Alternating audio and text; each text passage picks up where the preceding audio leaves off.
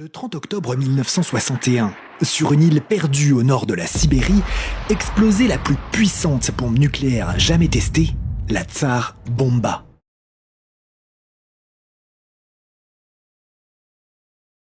Ces images déclassifiées ont été filmées de tellement loin qu'il est difficile de se rendre compte de la puissance de cette bombe. Alors, faisons une petite comparaison avec Little Boy, la bombe qui a explosé au-dessus d'Hiroshima le 6 août 1945. Sa puissance était équivalente à 15 000 tonnes de TNT. La Tsar Bomba, elle, avait une puissance d'environ 57 millions de tonnes de TNT. Dès les premiers instants de l'explosion, un flash lumineux visible à plus de 1000 km de distance éclaire le ciel. Si l'explosion avait eu lieu à Monaco, le flash aurait été visible jusqu'à Brest. En quelques secondes, une boule de feu de 10 km de large se forme. À 55 km de là, le village de Severny fut entièrement détruit par le souffle de l'explosion. La boule de feu, elle, pouvait causer des brûlures du 3e degré jusqu'à 100 km de distance. Le champignon nucléaire a atteint 64 km de haut, beaucoup plus que celui d'Hiroshima. L'onde de choc, elle, a fait le tour de la Terre non pas une fois, non pas 2 fois, mais 3 fois. Bref, le terme « arme de destruction massive » n'a jamais aussi bien porté son nom.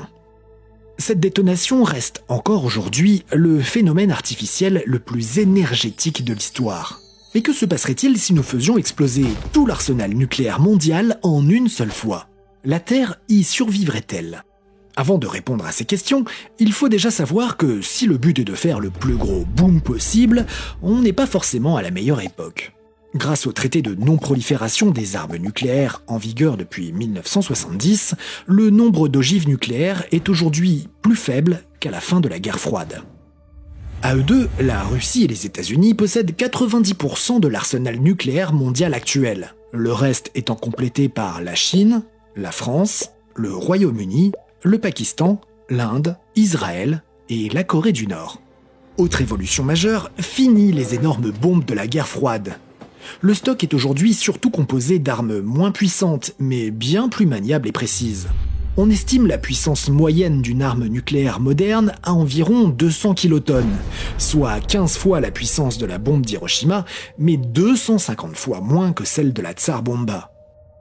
Bon, passons donc à notre explosion hypothétique. 13 100 bombes de 200 kilotonnes chacune, ça nous donne 2 620 millions de tonnes de TNT ou 2,6 gigatonnes. Pour vous aider à imaginer la masse absolument faramineuse que toute cette dynamite représente, prenez l'un des plus grands gratte-ciel au monde, la tour Khalifa à Dubaï, et multipliez-le par 5240 pour avoir une masse équivalente en TNT. Allez, nos 13 100 bombes sont rassemblées, il est temps de les faire exploser. 3, 2, 1... En quelques microsecondes, une gigantesque bulle de plasma se forme.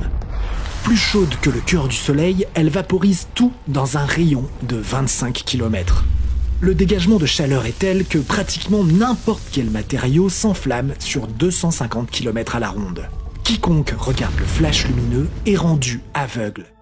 La détonation est entendue à peu près partout sur la planète. L'onde de choc qui l'accompagne produit des vents monstrueux qui détruisent des milliers de kilomètres carrés et fait le tour du globe des dizaines de fois. Contrairement à une idée reçue, les irradiations directes sont rares, simplement parce que leur rayon d'action est moins étendu que le rayonnement thermique ou l'onde de choc. En gros, il n'y a plus personne à irradier. Après quelques minutes, le champignon qui a atteint les limites de l'atmosphère va propager des éléments radioactifs tout autour du globe, et probablement pendant des années. Des pluies chargées de cendres et d'éléments radioactifs se mettent à tomber. Il est probable que les particules restent en suspension suffisamment longtemps dans l'atmosphère pour faire baisser les températures globales. Au final, l'explosion de l'ensemble de l'arsenal nucléaire mondial dégagerait une énergie équivalente à 13 fois celle du Krakatoa, la plus forte éruption volcanique de l'ère moderne, survenue en 1883 en Indonésie et qui avait créé un tsunami de 40 mètres de haut.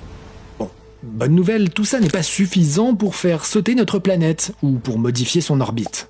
Ce n'est pas suffisant non plus pour éradiquer notre espèce de la planète, même si la radioactivité va doubler sur toute la Terre à cause des poussières radioactives. L'humanité connaîtra plus de cancers et les nouveau-nés auront plus de malformations. D'ailleurs, ces poussières vont également filtrer une partie des rayons du soleil, faisant chuter la température de notre planète de quelques degrés. Cela pourrait entraîner de mauvaises récoltes et donc une pénurie alimentaire. Ce seraient clairement de mauvais moments à passer, mais l'humanité y survivrait.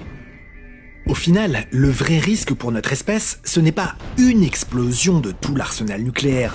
C'est s'il y a plusieurs explosions à cause d'un conflit entre des États disposant de l'arme atomique. Si chaque ville de plus de 100 000 habitants a été visée, cela tuerait quasi instantanément plus de 3 milliards de personnes. Et la vie serait extrêmement difficile pour les survivants à cause des radiations et de la destruction des infrastructures énergétiques et du réseau d'eau potable. En plus, en cas de conflit atomique, l'hiver nucléaire sera bien plus important à cause de la multiplication du nombre d'explosions. En Europe, la température l'été pourrait passer de 26 degrés en moyenne à 14 degrés. Dans les régions centrales de la Russie, les températures chuteraient même de 35 degrés. Il y aura également beaucoup moins de pluie et par conséquent des récoltes catastrophiques qui engendreront une famine mondiale et donc encore plus de morts. Bref, faire exploser des bombes atomiques, c'est très amusant pour faire une vidéo YouTube, ça le serait beaucoup moins dans la réalité.